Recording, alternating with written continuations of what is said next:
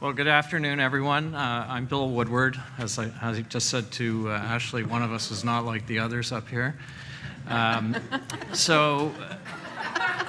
Just very pretty, Bill. Yes, I know. I do have pink in my socks, though. So last fall, I was contacted by Janet Tulla down the row from me here, who is a student, joint LLB HBA student at Western, and they run a program every year that provides consultation services to businesses and organizations to assist them in developing whatever they need to be developed. And so we were lucky enough to be selected, and the issue that I asked them to work with us on was, and I'm going to say the words out loud, graying of the bar, which I prefer to think of as maturing of the bar. And the other word is rural, which really should be translated to underserviced areas. And what we might do to follow up on FOLA's motion to the Law Society about access to justice and attracting more lawyers and younger lawyers to underserviced areas. So I gave very broad parameters to the team of students to take a look at this, and they came up with a game plan. And I can tell you that this is not really intended as a FOLA project, but rather an association project. And my fellow panelists from two of our law schools are also part of this proposal, I suppose, or this idea. So we're presenting this to you today.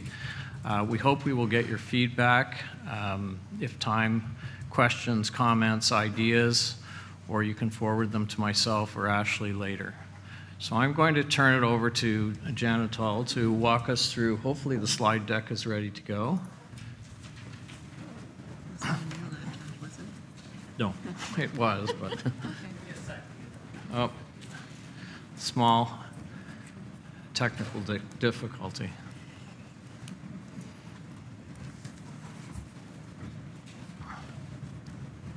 Oh, it's decided to reboot it, so perfect.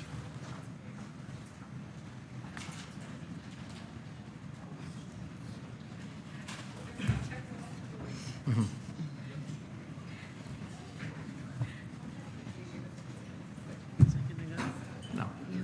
For your thing, right? It's rebooting.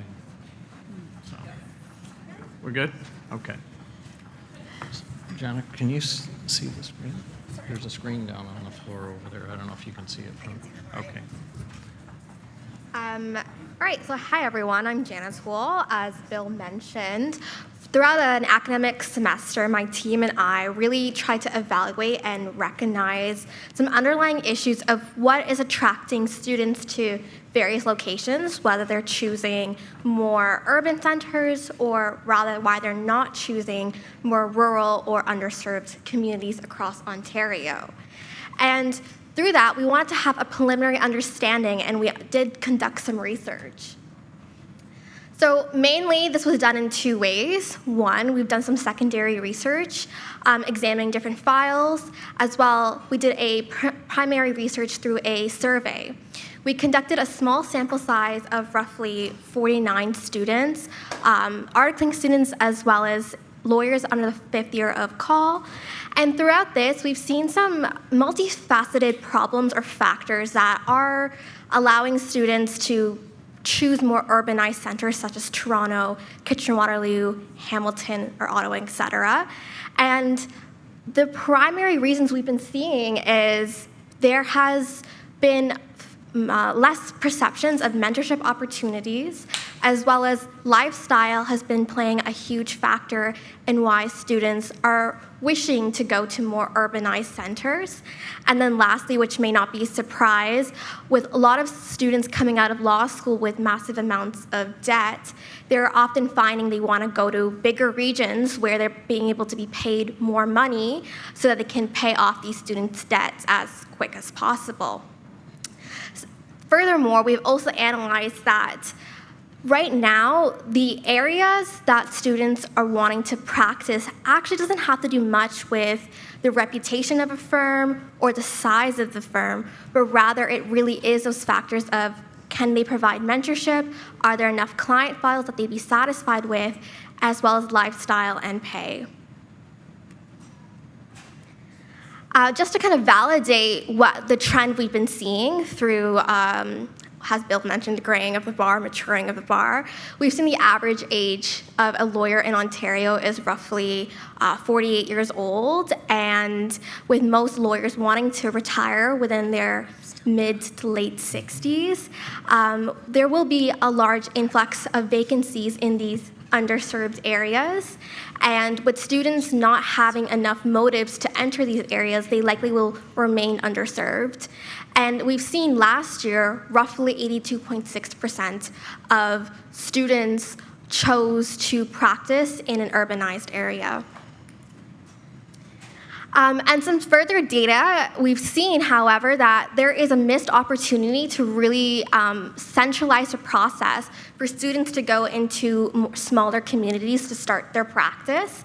Last year, or this current 2025 summer 2L recruit, only 339 students secured a summer position within Toronto. However, after that, a vast majority of students were looking to find meaningful experiences elsewhere. And so if associations across Ontario can really leverage the mentorship opportunities and the experiences they can get, which are quite hands-on in other areas, this could help students take out of that mentality of they need to be going to these urban hubs to get the experience they want to be an effective junior lawyer. And so on that notion, one of the recommendations we were considering is providing a more structured recruitment process similar to what is done in large markets that are governed with the LSO. Why these recruit processes are much more viable or convenient for students is because there is so much attention driven towards them. They are way more transparent, visible, and centralized processes that make students want to apply, and a lot of students have had experience doing them in the past. With these two factors in mind, it's easier for students to go with the status quo and do what everyone else has done in the past, as well as find the information that they need to apply with more streamlined processes of when the recruit happens, when offers are accepted, and what working at a firm would be like. However, like I said earlier, smaller areas have a lot of potential with the meaningful work experiences they can offer to students, which are hands-on. And so if this can be leveraged in more of a coordinated effort and advertised to students so it is visible, it would bring a lot of momentum to students wanting to choose to at least summer there, perhaps article there, and maybe they fall in love with these smaller areas and choose to continue their career. But this is a long-term investment, and it will I guess, create a lot of viability in the long term. You might not. The results will take a long time to see, and I think that is perhaps the caution or worry that maybe some associations or law firms have, is how long will we see the effect or drive, but what we've seen through our research is it will take some time to even see how effective a coordinated approach would be, and that's why this panel is here, to have a more of a thorough discussion on what elements are needed, how can law schools, law firms, and students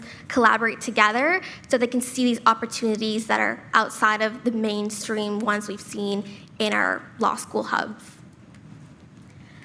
And I just want to quickly pull through some of the data that we've done through our primary research. As we've seen, when we ask students, what is their main motivating factor, it often was compensation. And I'll go through the other slides. You can see the benefits that you've been paying for students is a primary driver in where they're considering to go. And then we also see things like personal development, professional development is a close second. And then, like I mentioned earlier, however, location wasn't a very big deal breaker in any capacity. So what's important by this result is if those other factors are there, compensation, mentorship, and lifestyle opportunities, that location will be secondary and students do want to broaden their reach, and geography might not be a huge barrier to that. So just to reiterate, this research was done from a small sample size, but we do believe it's quite representative of the overall sentiment students have and arting students may have on where they're choosing to start their careers, and it will take a bit of effort that's coordinated to dismantle this approach and incentivize students to look elsewhere. So I'll invite the other panelists to speak more on how law schools can play a factor into that. Happy to go next. Sure, go ahead. Unless there's That's another great. Thank you. specific order. Hopefully everyone can hear me. I'm not the loudest speaker unless you're one of my kids. So at Windsor Law, we've kind of taken, I think, a two-way approach to this. One of them has been trying to retain local talent, and then the other half has been trying to retain talent locally. So it really goes on the audience that we've kind of identified at our school in particular, and we are lucky that we do have a law school and an active law association. So we tend to have a fair amount of people that come from our Windsor-Essex region. So the idea is, we're hoping you know the benefits of living here, and hopefully maybe we can teach you the benefits of practicing here. But just as competitive as that is we have a great group of people that come to our region, and again, through either teaching them or them experiencing it, they see the benefits of actually staying in the Windsor-Essex region.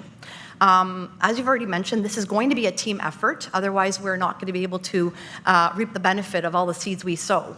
I'm hoping that I can mention some things today that maybe breathe life into, I think, what your report has identified. So as I mentioned, the team effort. You don't have to have a law school in your region. We've also partnered with, I think, Western as well, the KW region. We've worked with the Hamilton region, probably more so at the local bar area than the Law Association. But again, happy to have those discussions. The judiciary is a great moving force in having these discussions. So is, of course, the local bar and your law association. If you can get some key players that are part of your local bar or part of, if you can convince some students to stay, we need advocates. So we need people that are living the dream or are hopeful to do that, to share their stories and experiences. So that's very important. As I mentioned, the team, we did assemble what we called a retention committee. And those are members, we've got a judge from the OCJ, a judge from the SCJ, I think the criminal bar, the family law bar, two of, I'm sure this won't shock you, the most underserviced practice areas in Windsor. We've got the Crown's office and then the school. And so what we've been able to do there is really have discussions on a monthly basis, identifying issues, identifying practice areas, where we see the bar has matured or aged. And one of the things we were able to do already, it did take some time, but it's becoming very fruitful, is with our experiential learning office. And so the idea there was, once we could create the program with different practice areas at local law firms, get students to get credit for some of the work with these offices. So the idea is get them the exposure, hopefully they enjoy the practice area, hopefully they enjoy being part of the local bar, and in turn that employer reaps the benefit of, wow, we've already invested in training this individual, I've seen a great track record, maybe I'll offer them a summer position. Maybe that'll turn into articling. And so we're just starting to see that happen. And of course, the students getting credit for the work they're doing and has enjoyed so far. We've got a pretty successful track record with that. So we have started seeing some of that happening. I think actually being invited to speak, or maybe you can be pushy, and if you are a law school, make your way into one of the law association meetings that they have, and actually listen to what the concerns are from people that are, seeing where the gaps are within their organizations or their firms. And so I've been very fortunate to be able to do that. And that's where, again, we can try to figure out. So some of the things we talked about, and I'll leave some of this to you as well, is maybe trying to have the law associations help us disseminate some of this information and use the websites, actually dedicate a career page, and maybe you can handle more of the detail with that one. But the last thing I do want to mention is a big piece of this is going to be education. And it's just like what you had mentioned. We need to educate not the students only to want to stay here or others to bring them into this region. It's also the local bar. So in Windsor, for example, we did a practice local event, and we went through even just reviewing that the Law Society has rules that play an important part of certain recruitments in certain parts of the province. What are those rules? What does a timeline look at? And the Windsor employers were rather shocked that Toronto summer 2026 applications were due in July of 2025. And so they hadn't even turned their mind to hiring a student for 2026, probably until March of 2026. And there's nothing wrong with that, but education is really the key, so they have a better idea. Understanding what the salary expectations are, what the lifestyle expectations are. So we brought everyone together, we had kind of an education session, and then we had a mini career fair after that, right at the law school. And that was really good because they got to hear from the students directly. And likewise, the students got to hear their pitch and why they've stayed here for 20 years or why they were someone who weren't from Windsor or the Essex region and they decided to move here and they're really enjoying life. So that was key. We also think it's very important that Windsor-Essex region is represented amongst, I think, the big stage. So when we do our annual career fair, which usually has about 70 employers, Windsor is a key part of that. And we invite, everyone down the 401 up until Toronto and sometimes Ottawa. And it's important that they see that everyone can play an important part on this main stage. But then we also feel that's important that we have a Windsor-only event as well. So some good beginnings of work being done. I'm happy to jump in here as well. So my name is Faria, and I'm from the Law Practice Program, and I recognize some familiar faces in the crowd. The Law Practice Program has a little bit of a unique perspective because we're not a law school, which means the candidates in our program, the licensing candidates in our program, are coming from all across Ontario and internationally. And more than half of the licensing candidates in our program who are using our program in lieu of articling, it's the replacement to their experiential training, in past years have secured experiences outside of the GTA. So in our program, we see a high demand to participate in local underserved areas, and we almost have the inverse problem, where we're having trouble building connections and hoping that we can use the law associations to assist us with that. So in the first couple of weeks of our program, we hold a panel on Ontario regional practices. Some of you in the audience have been speakers on that panel. If you would like to speak, please come and do that. It's a virtual panel. There's 250 licensing candidates who listen and learn about the benefits of practicing outside of a major city center. That's step one for us. We do that right in the first 2 weeks of the program, or first 3 weeks of the program. The second thing is, we ask each of them to get in touch with their local law association. I pull up the FOLA directory. Website goes up. I pull up the directory. I show them all of the regional associations. And one of the deliverables in our program, it's not assignments, they're doing practical deliverables, is to conduct what we call outreach. Contact a local lawyer in your area and set up a virtual or in-person coffee chat. And we've had licensing candidates come back and say, I'm not able to really connect with my association, or I'm not sure what I can do to be connected. So there are a few things that I think associations could do. And that might be something like making sure that licensing candidates potentially have a subsidized or complimentary membership into your association, letting us know when you're hosting local events, they're really looking for mentorship. They're really looking to connect with lawyers and understand what it means to practice in your area. And so on my end, I'm pushing them to get out there. One of the deliverables they have to do is go down to the courthouse and meet lawyers and talk about what cases are coming up in their local litigation bar or in their solicitor practice.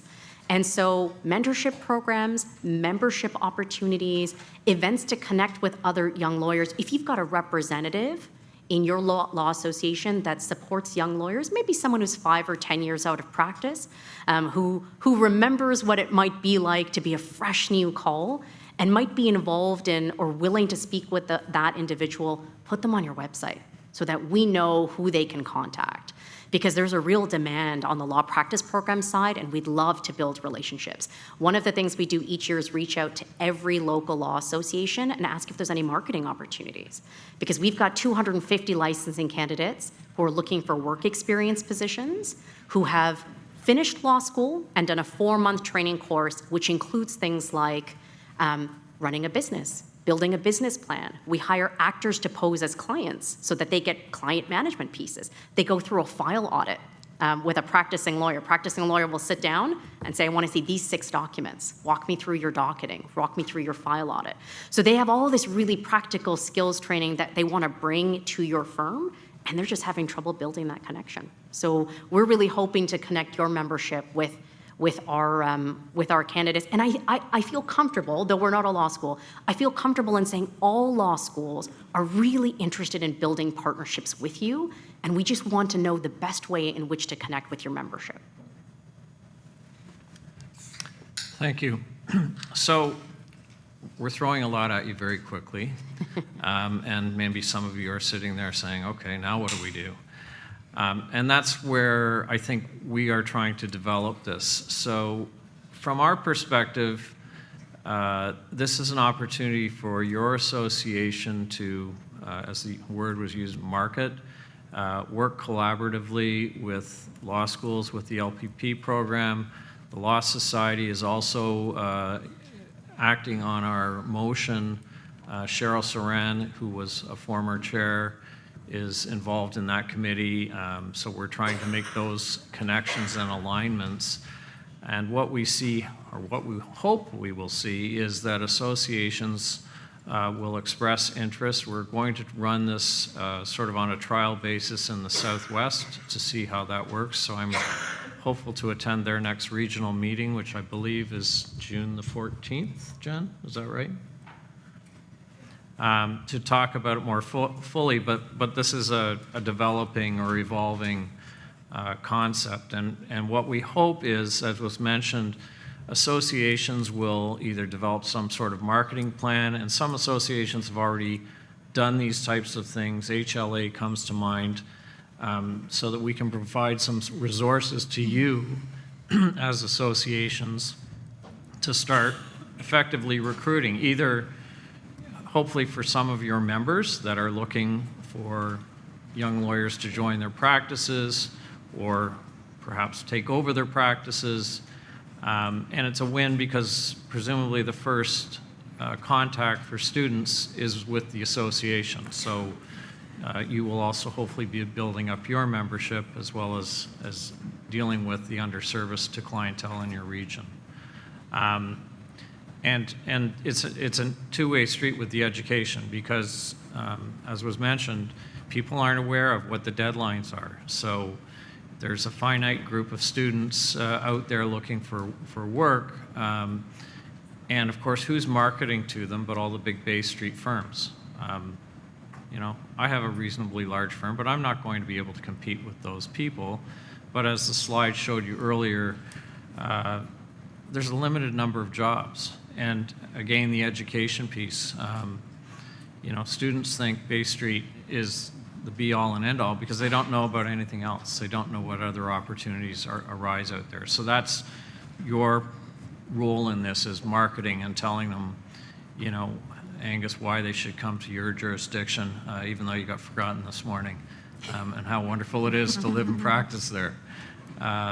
So this is our idea, and bringing the associations together with the law schools, with the LPP program, hopefully aligning some of our ideas with the LSO to develop this in a more meaningful way. Ashley, you want to add something? You've Sure. been incredibly quiet up here. It's uncharacteristic of me, I know. So I practice in Niagara. I'm a member of both Welland and Lincoln. And we are definitely an underserviced area. I have a small firm. My partner and I are turning away between 10 and 20 files a week and have been trying fairly desperately to find an associate that will work. And it's really difficult to attract students to a very small town that's just not as flashy as Toronto or Hamilton or Waterloo even. Sorry, I'm just spitting out names in my region. Because it seems easier for big places. And I think at an association level, Lincoln and Welland do a really great job. I articled in the area and I've grown up there. And as an articling student, I had full access to the law libraries. Mary Jo has been like a personal therapist for me for 20 years, guiding me through, connecting me with older lawyers to mentor me, and now connecting younger lawyers with me. Because even though I was happy to hear I'm still young, I'm under the average age of the Ontario lawyers still for a few years. And locally, Anthony and I are extremely young. Most of our colleagues are pushing 80. So there's lots of opportunity in Fort Erie. People just come to Fort Erie, and we have an excellent work-life balance, which you could come to my panel at 410 and learn about that. But I think we need to start taking steps on a broader scale to show students and actively engage with them, because sadly, most people I know, when I went to law school and they said, "Where are you from?" Fort Erie. Oh, where's that? I'm like, okay, it's south of Niagara Falls, like the big waterfall. You've heard of that place? We're basically that. So if people don't know that you're even a place, it's hard for them to Google law firms in, not Toronto. So I think it's a great program, and I'm looking forward to seeing how this takes off and really lobbying hard for Central South to be the second area that gets to be part of this pilot project, because from my perspective, it's desperately needed. So that's what I have to say. Does anyone have questions? Okay, we have a question.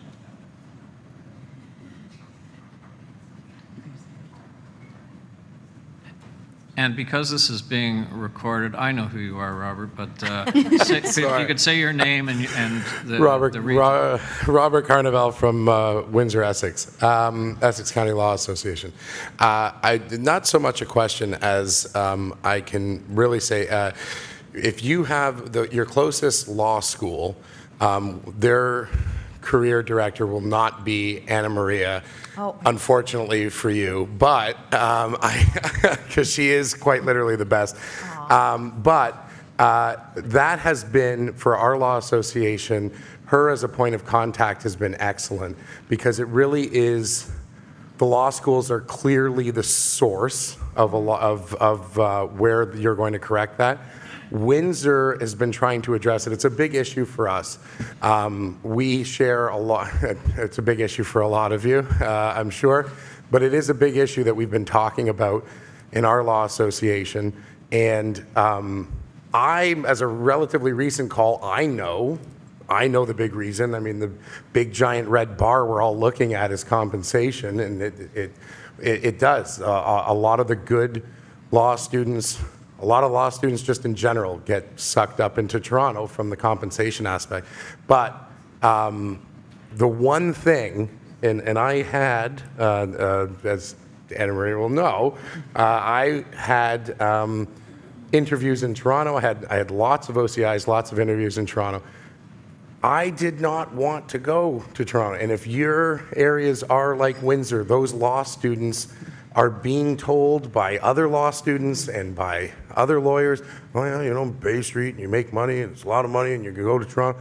But it was the ground. There is, I can tell you from being new to it and just still fresh in my mind, there is always in the back of every law student's mind, I still like being at home.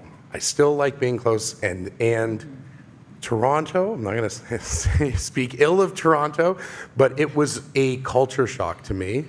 I'm a pretty outgoing person, and it still was not an area that I just, having gone through the 1 week process, I knew I didn't want to. But it took one conversation with a lawyer and with a professor, I'll tell you who it is after, who said, Robert, why are you doing that? So having conversations or having a space or an event where I could have spoken with local lawyers getting the getting it comfortable with the idea of not chasing that dream that everyone else seemed to be forced to have is very important. So, and it starts with law school career directors, and it starts with your law associations. Having that in our local area, I think, is going to make a very, very, very big difference. So, just want to say that. Excellent job, by the way. Thank you. Ian, can I just jump in for a minute? So that's key, I think. And if you think you need a law school in your city, it couldn't be any farther from the truth. So one of the plans that I think we were talking about when we were brainstorming for today's panel was if a law association either had the people power or we could brainstorm with one of the law schools if there are law students that can be retained to maybe help them out with this. But I think they're going to go to your website. So having a website that has a career-focused page, nothing fancy, just kind of put yourself in the reader's shoes, put yourself in what these large employers that want to hire people, what are they doing? So have a career section. I know Windsor Essex, we have a phenomenal directory that even just so that I can be thorough, I go through, it's organized, I think, in two ways. One is by alphabet, by actual lawyer, and the second part is by alphabet, but it's by organization and legal employer.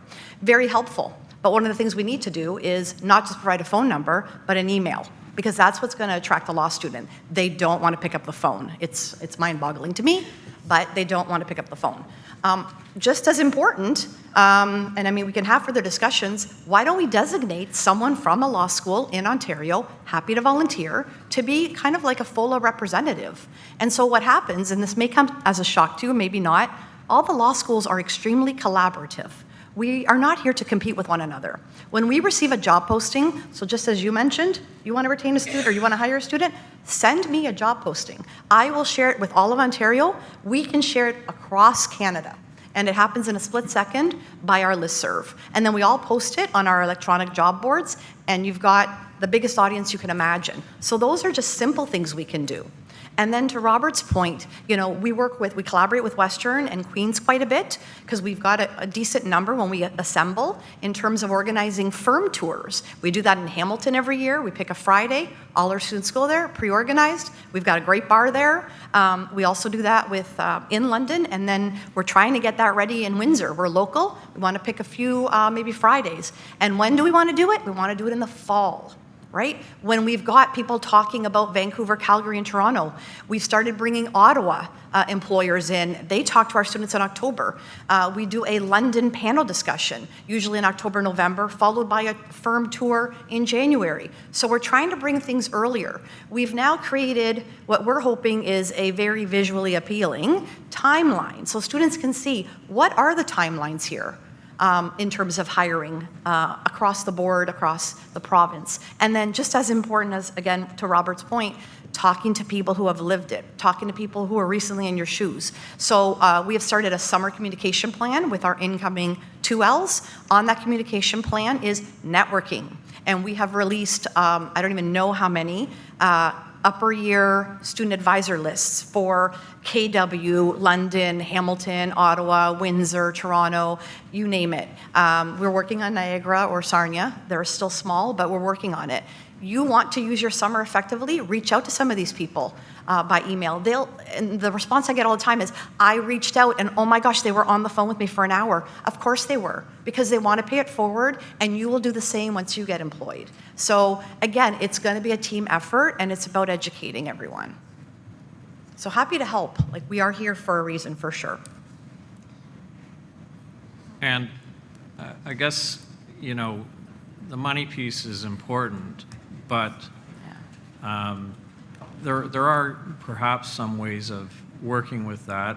Like, you may have a small or a sole who can't afford necessarily to have a full-time student.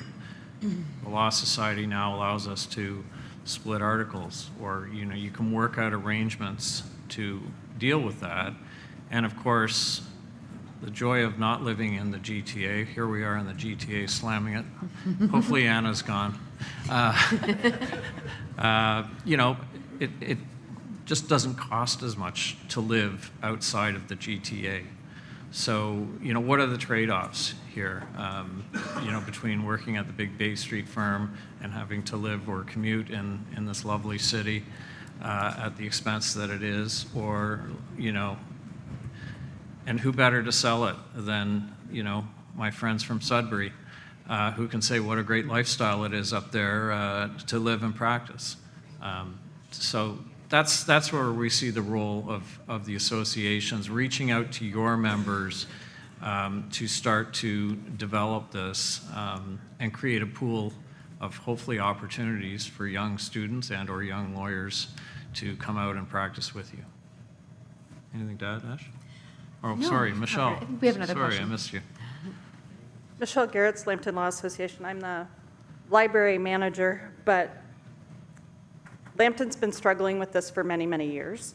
We have one large firm of 13 lawyers and 4 firms that are 2 lawyers, and everybody else is solos. We currently have 3 full-time family lawyers and 6 part-time family lawyers. How do we encourage our solo practitioners, A, to take students, whether that's summer students or articling students, and B, when we don't have the capacity to actually deal with our family or our criminal right now, those people are overrun because we don't have enough bodies. How do those people possibly take on a student and still do their practice when they're drowning already? I can try to answer that. I think that from an incentive perspective with lawyers who are solos, linking it towards their succession planning. A lot of people I know we've seen, they retire with no plan and it takes them years to wind down and deal with their files, and they try to sell their practice, and our practices are worth $0. So you need to have someone there. And that's, I think, the importance of collaborating with other solos and the idea of sharing an articling student. We just had an LPP student, and it's very low commitment. It's 4 months. And I think that if you convince, it's easier to convince someone to take on a 4-month commitment as opposed to a 10, 11-month period. Because if you can see, 4 months, I've got to work with someone and train them, and then they can hit the ground running, especially in criminal and family. It takes really nothing to set up a practice in those areas, especially when you take legal aid. And this is based on my experience, of course, but I'm in talking with my colleagues here. I think it's the same everywhere. And of course, it's a risk and it's hard work, but there are things that we have to do, and you're supposed to be presenting a succession plan. And if you are a solo, as there are many in Niagara who are pushing 80, that death thing could come before retirement, realistically, and you're supposed to have a plan. So again, looping in the Law Society would help, and just making people aware of all of the different requirements and resources out there. But it's definitely going to have to be a collaborative effort. I'd like to add some advice here, which is put your burden on us. Use the law practice program and the law schools as a resource. And I say this because we have roughly 220 or so employers every year, all across Ontario. More than 85% come back every year. So they use us as a talent pipeline. They're happy. The vast majority are sole and small practitioners. And we build our recruitment process by listening to them. So we have sole and small practitioners tell us this: I don't have time to hire. You want me to write the job posting? You want me to post it? I got to sift through all the cover letters and resumes. I got to find the time to, I am just trying to get through my practice and serve my clients. So we hear that. No problem. I have a dedicated team at the law practice program. No portal, no fees. Here's a web page. Really simple things. What are you looking for? What tasks are you looking for? Leave it with us. We'll post the job for you. It will go only to our internal applicants. We'll take a look at the cover letters and resumes. You want help reviewing them? We'll help you. You don't want any help reviewing them? No problem. We'll send you a clean, consolidated package for you to look at. You choose who to interview, when you interview, flexible on the timings. We give you all the details. Straightforward. And all of the organizations, law schools included, even if you're in an LSO recruitment schedule, even if you're on a portal, it is designed to be simpler for you. Whether you're logging into a portal or not, whatever the case is, use us as part of your HR team. We provide coaching to employers. I have employers come to me and say, never hired someone before. Don't know the tax piece, don't know the policies and procedures piece, don't know what paperwork I need to fill out. No problem. We have an employer training session. I do a professional development on just how do you hire and be an excellent mentor? How do you be an excellent supervising lawyer? So use these organizations who have the insight into working with hundreds of employers and hundreds of students and candidates year after year, and we'll help you. Hi there. I'm Angus Bickerton from Brockville, so we're close to two law schools, actually. We've got Queen's very nearby, and Ottawa, and we're underserved. We're right between the two of them.